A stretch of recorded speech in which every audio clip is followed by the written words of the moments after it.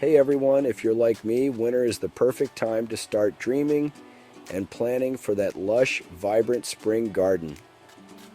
Today I'm going to share my top tips for creating a garden layout plan that will make your spring planning a breeze. Grab a cup of tea, sit back, and let's dive right in. First things first, know your space. Take a good look at your garden area. Measure it if you can. Sketch it out on paper or use a garden planning app. This will give you a clear visual of what you're working with. Next, think about the sun.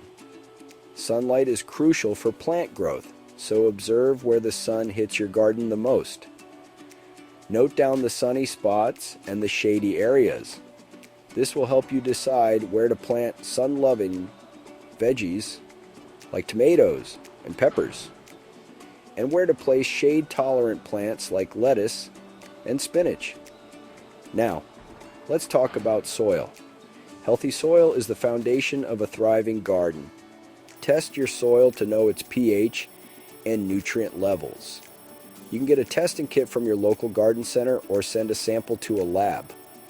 Based on the results, amend your soil with compost, manure, or other organic matter to boost its fertility. When planning your layout, think about plant spacing. Overcrowding can lead to poor air circulation and increased disease risk. Check the seed packet or plant label for spacing recommendations and stick to them. Companion planting is another great strategy. Certain plants grow better together, while others should be kept apart.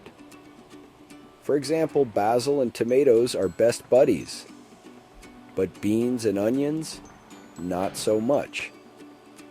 Do a little research to find out which plants make great companions in your garden. Don't forget to plan for succession planting.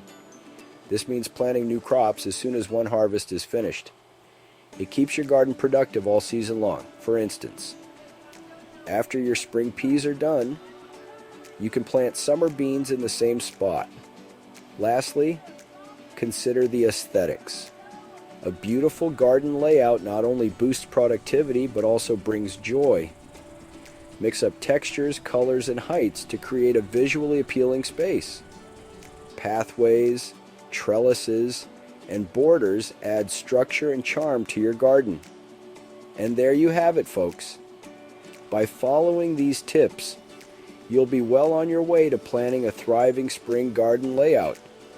Remember, a little planning now will save you time and effort later. Thanks for watching. Don't forget to like, subscribe, and hit the bell icon for more gardening tips. Happy planting, and see you next time.